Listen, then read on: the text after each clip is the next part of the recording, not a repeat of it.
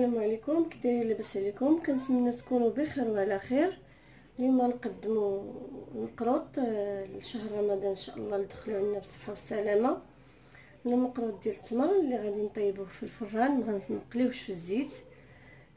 بالنسبه للمقادير كنحتاجوا واحد نص كيلو ديال المعجون ديال التمر، واحد معلقه كبيره ديال الجنجلان، واحد معلقه كبيره ديال الزبده، معلقه صغيره ديال القرفه. هذا بالنسبه باش نخلطوا التمر.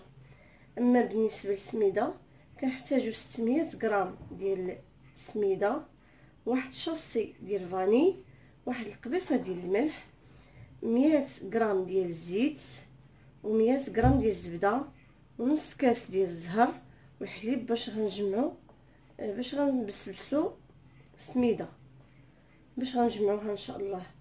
بسم الله على بركه الله. اول حاجه غنبدا بها هي التمر، هو نخلطوه ان شاء الله. نديرو معاه هاد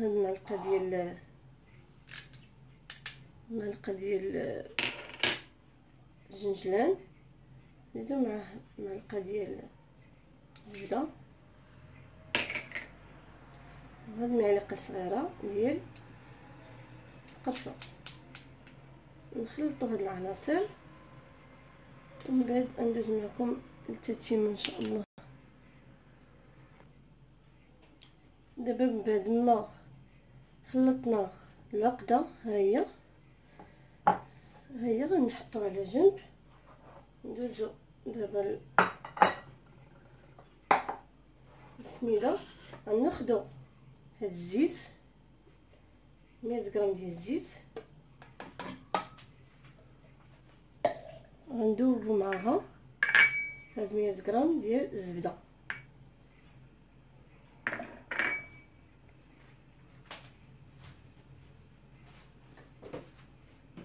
نديروها على عافيه مهيله تذوب لينا.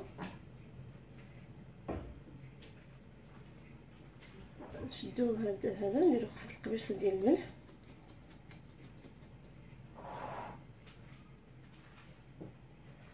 وهاد الشاصي ديال الفاني. عندكم فاني ديال الزهر استعملوا فاني ديال الزهر. نخلطو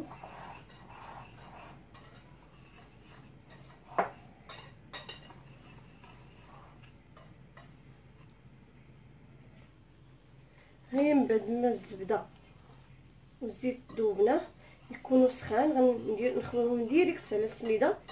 علاش؟ لان ما غنبيتهاش، انا غنخدمها دابا. الا كنت غنبيتها نخلي الزبده والزيت يبردوا، هاد نبسبس بها السميده. دابا غنخدم بها، غنديرها سخونه، نبدا نخوي وانا كنخلط. زيد دخل لينا مزيان الزبده والسميده، مزيان الزيت.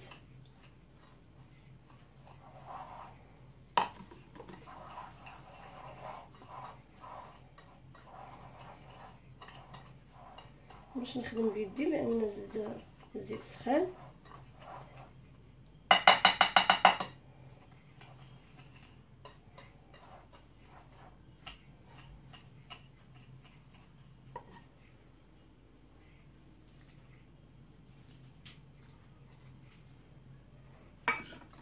من بعد ما كملنا ديك كميلادنا، تبسبسنا مزيان.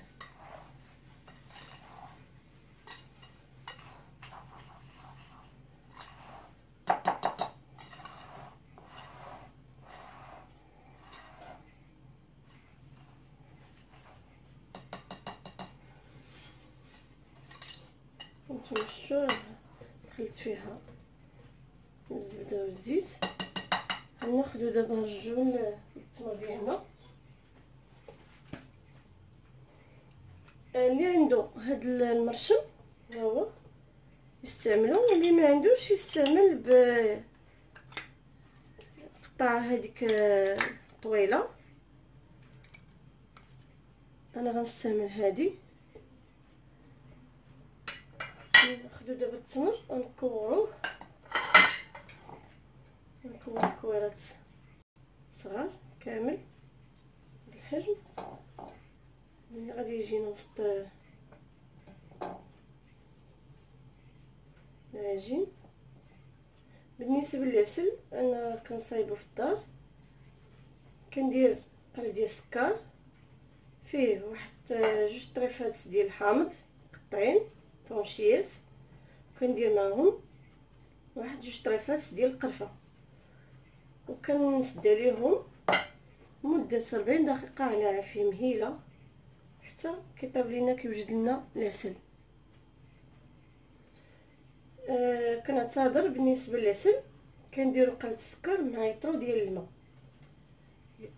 الماء، كنسدو عليه لمده 40 دقيقه وكنحلو الى الحامض بان لكم من الفوق تعسل، يعني راه وجد عندنا العسل.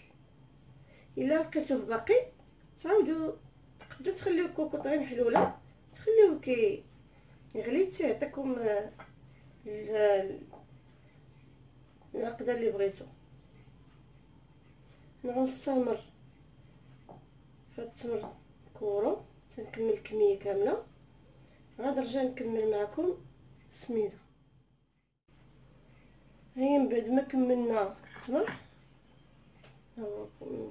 كورناه، دابا غندوزو للسميده وناخدو هاد نص كاس ديال الزهر نخويوه عليه ونحاولوا من نعجنوش، يعني غير بحال هكا ندخلو غير هذا باش السميده تبقى لنا مزيانه باش ونبداو ناخدو شويه د الحليب شويه بشويه. حنا غير بالرؤوس ديال الاصابع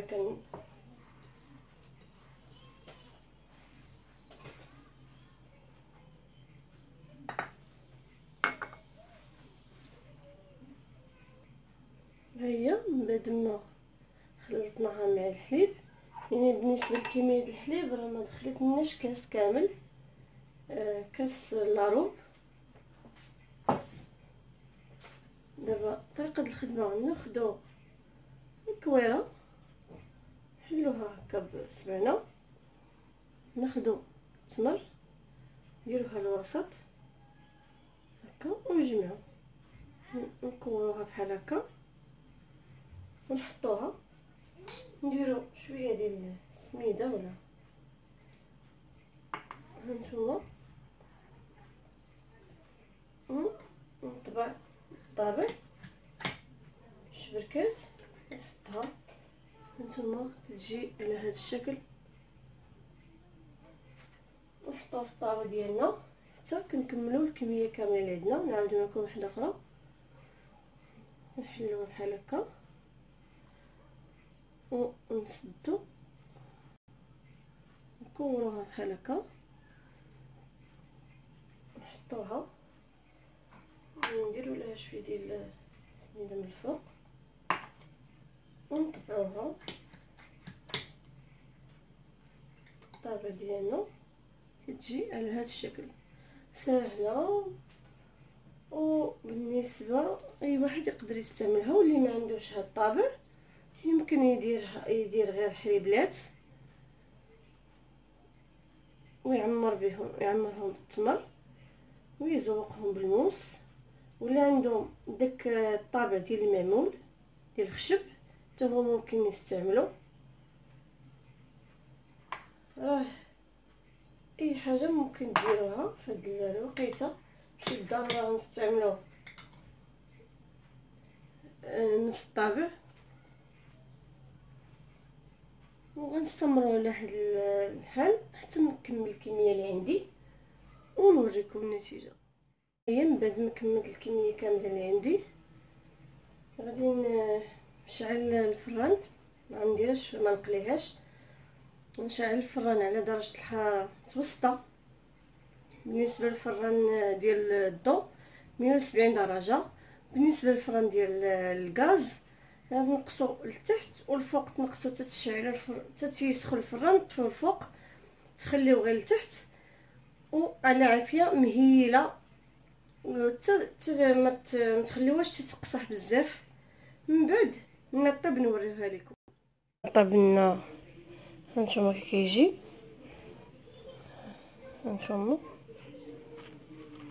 هانتوما شفتوا. كنخليوه يبرد ولا العسل يكون عندنا بارد. المهم ها هو العسل اللي يوجد، ها هو ندير له شويه ديال الزهر. كناخذوا القرود ديالنا كنحطوه في العسل بما طاب لينا الاخر، نخليوه يترقد يشرب العسل مزيان بما طاب لينا الاخر، ونعاود حيدو وندير المقروط الاخر. غسلناها كنديروها في شي كويطات. نتوما شفتوا كي كتجي، راه كتجي رائعه وما فيهاش مكونات كتار. كنتمنى تجربوها. بالنسبه انا كندير في قويطات بويض، ما عنديش بالنسبه هذا الحجر الصحي. هادو اللي متوفرين عندي هما اللي درت. انا غنوريكم وحده كيفاش كتجي من الداخل. ها هي نوريكم كيفاش كتجي. هانتوما راه كتجي رطبه، هانشوف كي كتجي من الداخل. يعني ما كان شفتوها شاربه العسل وما طيباش في الزيت، صحيه. كنتمنى تعجبكم وتجربوها، ورمضان مبارك سعيد.